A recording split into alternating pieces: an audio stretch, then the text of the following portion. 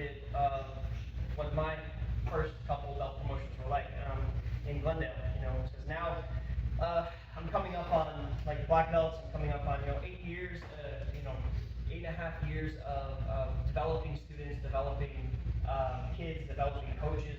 It's very interesting and very fun for me to watch that academy grow and see all the things that are coming out of it, and then get to do it all over again here, hopefully fixing some mistakes that I made, and so it's meaningful, very meaningful for these first set of belts to come out of this academy.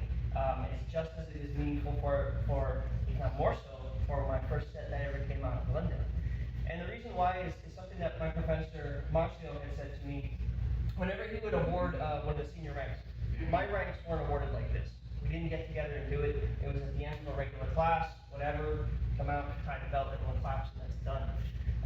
And I don't really like that concept. I kind of like this idea where we get together and we get together for our purpose, and we get together and we celebrate these, because these belts, they're celebrating a lot of, they're recognizing a lot of achievement. No one gets a belt, you earn the belt.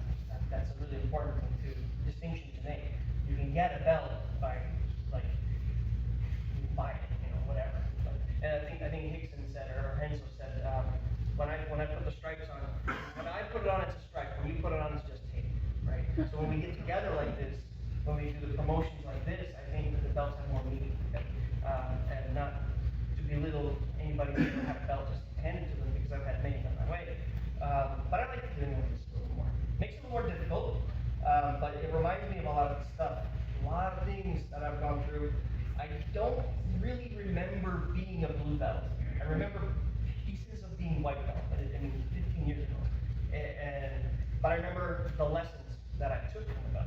I don't remember the acts, the techniques too much, the classes, some of the people, but I remember the lessons that I took from those belts. And as I award the blue belts out here today, one of the biggest, lessons you can take away from the white belt is that if you make it out of, is determination, is discipline, is the strength to make it through that first year. Because now you've understood more about self-defense than you've ever known before. The first couple of months, you're just figuring out what the school is. What is jiu-jitsu? How do I tie my pants? Where's my belt? How do I tie my belt? What is side control? What is guard? Once you figure all that stuff out, those first 3, 4, 5, 6 months, but you're still running on the novelty of jiu-jitsu. You're still running on the enthusiasm, not the endurance. You're still running on it's brand new, and so it's cool. I remember the adrenaline rush of starting a class, not teaching your class, but sitting where you are today. I remember my first class. I do remember that. I remember stepping in there for the first day. I remember the anxiety, all the feelings that came with the trepidation, like, where am I? Why does nobody speak English? Who are these people? A lot that I dealt with. Now, thankfully, you don't have to deal with a lot of those hurdles. They weren't awesome things. I think when people look back at the past with nostalgia, they think, I wish I could do that. Those things weren't so awesome. I think this method that we use now is much, much better. But those lessons of being able to have the discipline, developing the discipline while you have the enthusiasm, is what's going to carry you beyond the blue belt. Because the blue, congratulations, it's awesome. You've completed a year, thereabouts. I think when I was training it was 8 months, but then we extended it, but you completed a year, put in a lot of time and effort, and you can now, and as Edgar and I was talking about this, what makes a blue belt? I can take you here, I can put you in any academy on the planet. I believe I can take you and put you in any academy, and you can stay alive.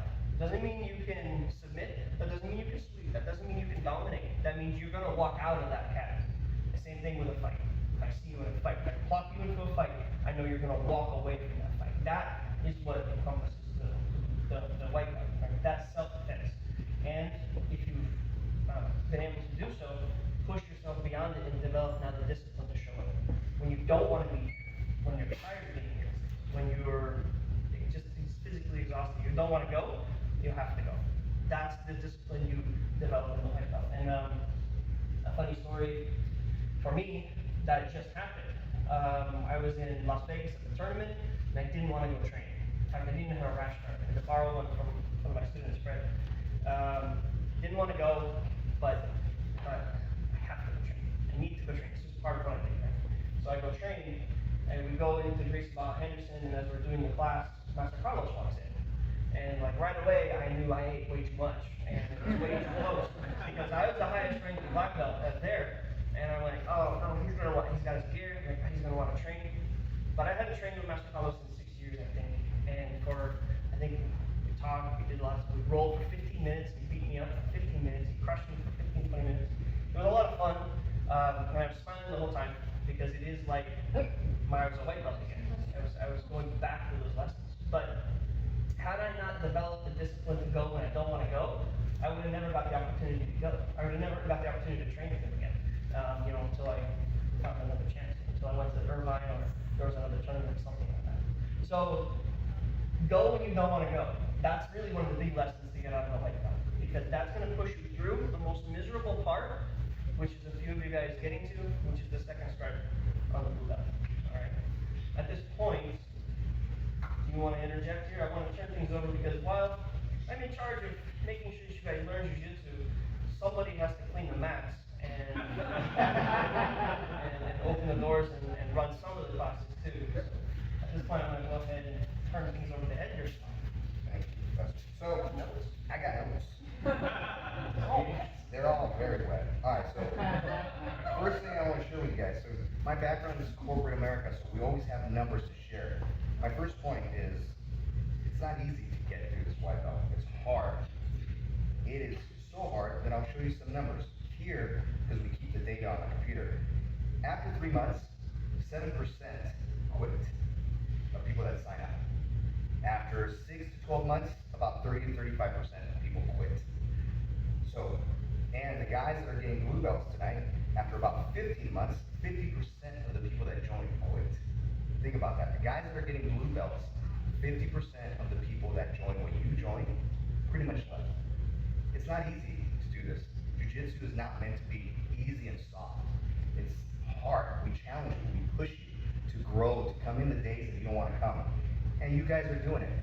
If you just started, keep coming. If you've been here a year, 15 months, 18 months, keep coming, because you only learn more. I'm only here, but I know I got so much more to learn, because every time I roll with him, I realize I got a lot more to learn. So keep coming. So that's the data. You are doing a hard thing, keep doing it, don't quit. Keep coming back. It is very hard. So that's the first part. The second part is the story.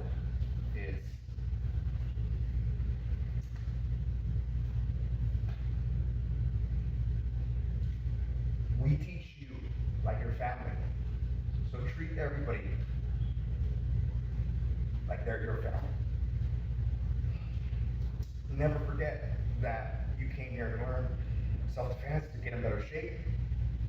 But everybody fears a little bit when they start, and everybody's scared.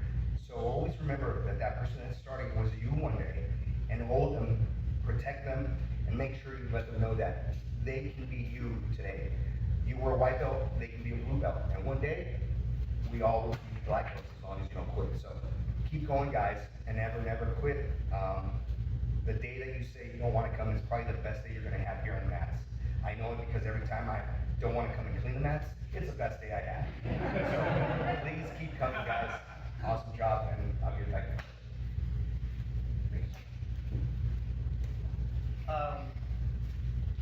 Public speaking is like, I think, the number one fear. It's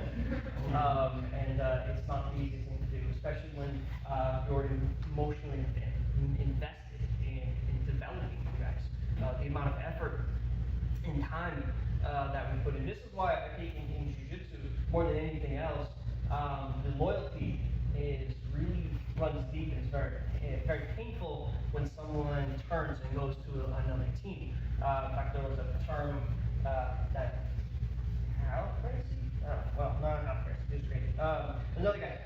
He tried a term called Valencia. Valencia. It was a Brazilian soap opera, and there was a character on there that kept stabbing everyone in the back. The name, I think, was Valencia. So that stuck with jiu-jitsu somehow. And so when you have someone that leaves, goes to the team, and then competes, they go, oh, Valencia. But why do we invest? Why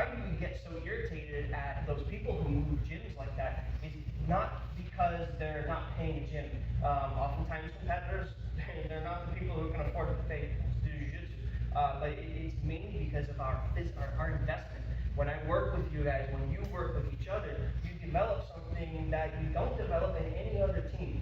You literally bleed with each other. You literally fight with each other. And this developing of brotherhood and camaraderie is very painful when that breaks.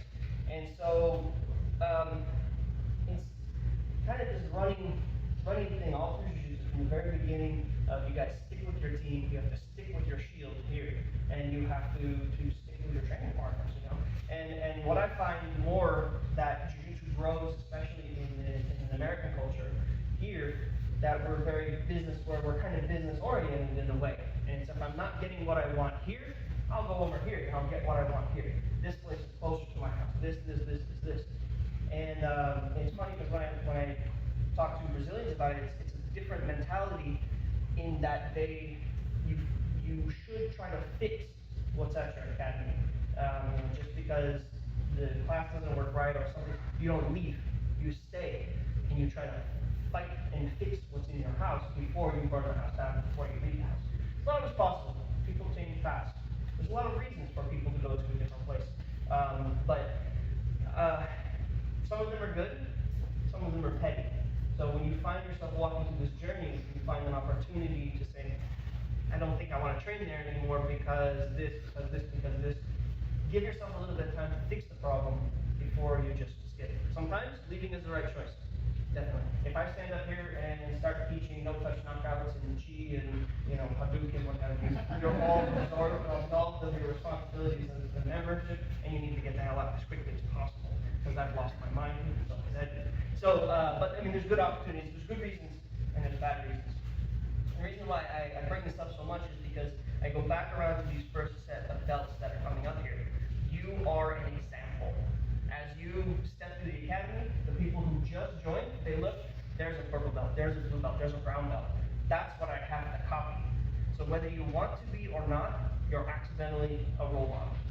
And if you create an environment that is just aggressive, or if you create an environment that's not welcoming, you create an environment that is kind of like dirty jiu-jitsu or whatever, that's what you're going to attract into the gym. You're going to attract those people.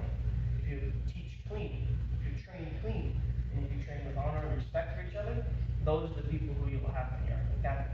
There's a reason why, when I look at the black belts that I'm giving, they have certain character traits all in common. It's because I created that environment. They have helped me create that environment, and those are the people who I want representing myself, but more importantly, representing Gracie Barra as a whole, just as you people moving forward today are going to do. Okay? At that point, I'm sure you're tired of hearing me talk, or at least I am. So I think it's time when we get started. So, first one is, Very well. this gentleman, his journey was somewhere else, took some breaks from jiu-jitsu, and finally said, yeah, you're opening up, I want to come join this place and check this out. And he said he was going to come at 6 in the morning, no problem. You have a 6 in the morning class, I'll be here. I haven't seen him at 1, 6 in the morning class. Come on, Nick, come on up, man.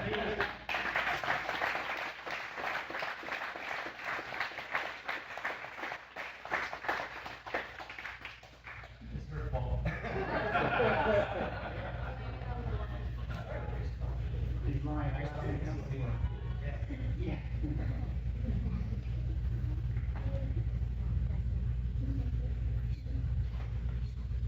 You don't have to do much, Gracie.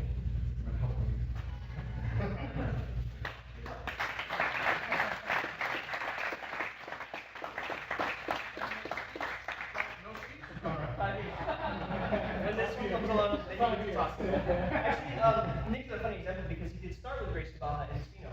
So you started with the Gracie Barra, and then I believe JP took over that place. And I remember JP taking that over. Gracie Barra had some political issues with Encino. It fell apart, became, I don't know. all right, and then I moved, and then it came back in, right? Yeah. So it's kind of funny because you'll find many people start someplace and they drift away. In fact, two of my black belts are going to start someplace else and drift their way back in.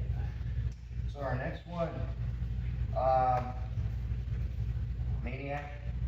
He loves to do a lot of running for whatever reason. A lot of running all the time. He was a referral. His friend, who is with us back from a great trip, told him about jiu-jitsu. He told him, hey man, you gotta try this. Man, you gotta try this. So he came in, checked it out a couple times. He loved it so much, he signed up his whole family, and now he's over here where he's at. Come on up, Dennis.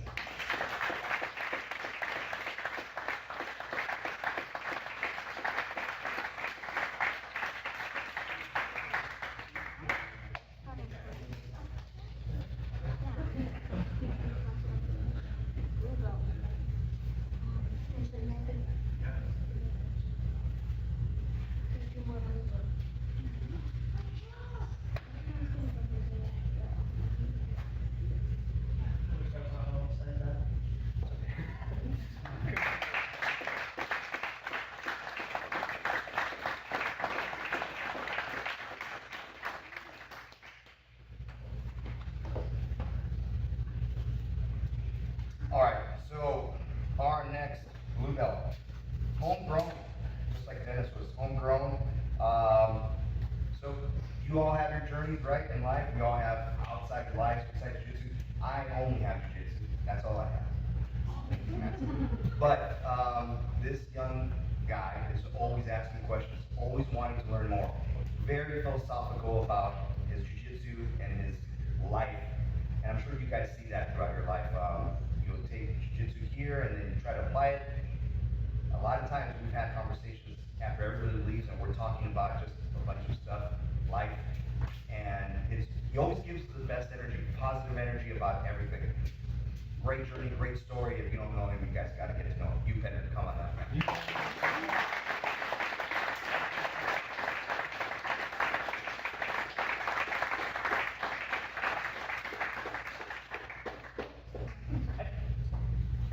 I think that Upender's not anymore. But, I mean, I'll do what I can. It'll right up and where, Upender? 3 times around. This is room for all the strikes. We'll,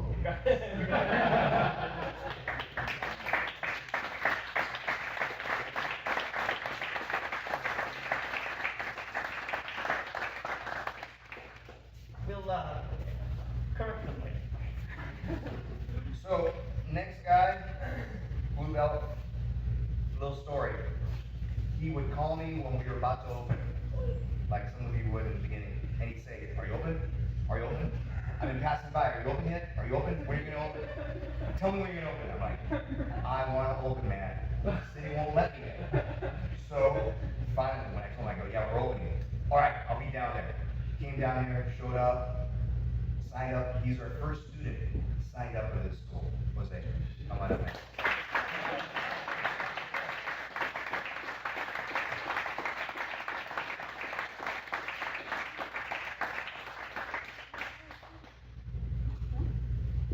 We need 2 for him.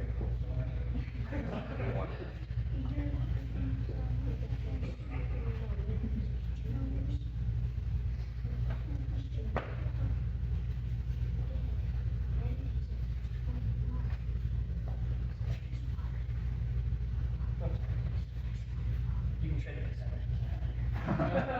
Congratulations.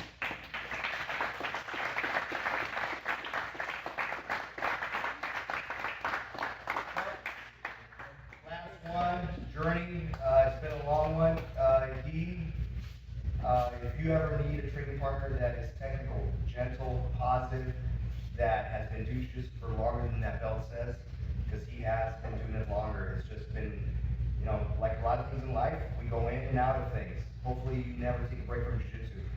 He took a break a couple times, and he kept wanting to come back. Life throws you curveballs, but he told me once he came back and said, I'm not gonna quit. I wanna be a coach. I wanna get my black belt. I wanna be here. I wanna be involved in the school. And I said, all right, man, come on in. And he's one of our coaches, the only coach besides myself here. DK, come on.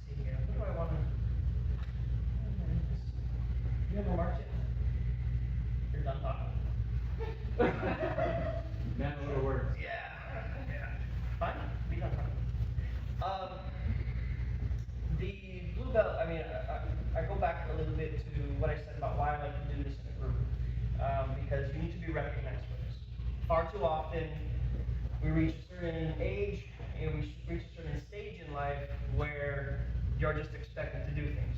You know, yes, the job you went to work, you're supposed to go to work, not go to work. You're supposed to pay the bills, you're supposed to do this, you're supposed to do this, you're supposed to do this. And so we stopped being recognized for our achievements in a way.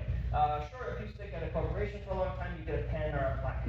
But with Jiu-Jitsu, I think it's an interesting opportunity for us as adults who are in many different stages of our lives to be, I guess, recognized and to have this feeling of being proud of, right? We tell the kids all day, I'm proud of you for doing this. I tell my kids, I'm proud of you to do that. I'm great that you did that. I'm great that you did that. But when you stand up here and you look at someone who has a purple belt, someone who spends, how many years, PK? 8 or 9. 8 or 9 years fighting different ways, different places, different challenges in his life to stand up here and get a purple belt and he's saying, we're proud of you for doing that. We're proud of you for that fight.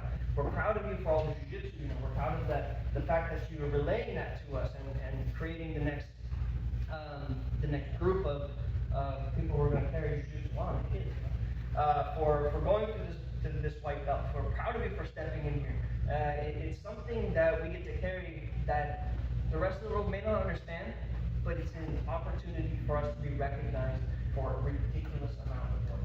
Now that being said, far too often I hand out a blue belt and it's the last belt I hand out.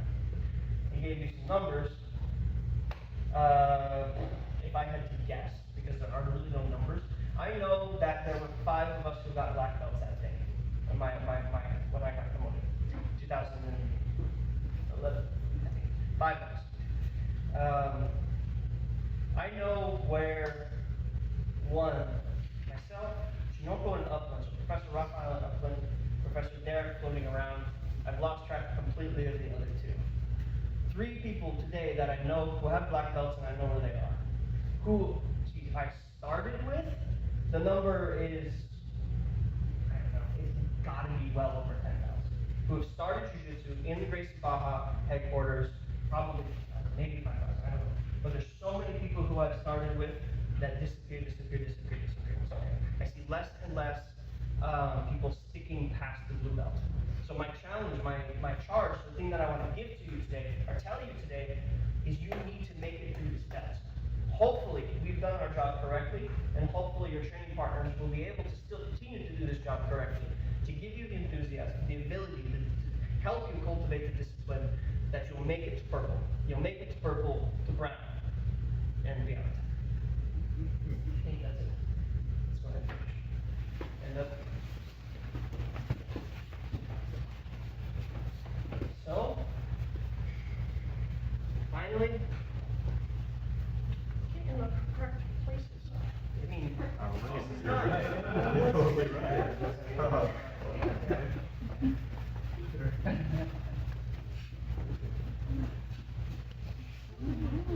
there we go. Yeah, so hopefully we've done our job. Hopefully we'll continue to do our job. And I do hope that you appreciate, well, no, we appreciate you a lot more than you appreciate what we do for you. I hope that that's the case. And should you see a need, try to fill it. Should you see a need for a coach, try to be a coach. Should you see a need for our class, talk to us. Tell us what's going on. An open line of communication will save a school. A dead line of communication, animosity, ego, all of these things will kill the cat. So if you love the place as much as we do, you'll talk to us and you'll tell us what's going on. And I think more so you'll do something about it. So again, I can't tell you how proud I am of you gentlemen, how proud I am of you guys, and I can't wait to be able to award more and more belts here and see what it is that you're going to do with your jiu-jitsu. So thank you guys again for coming out today. Give these guys-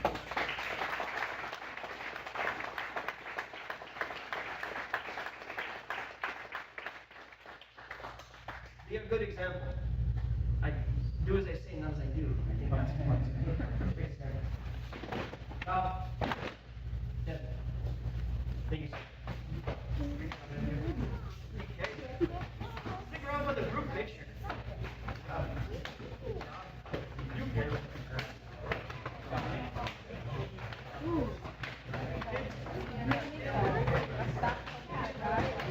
Really good.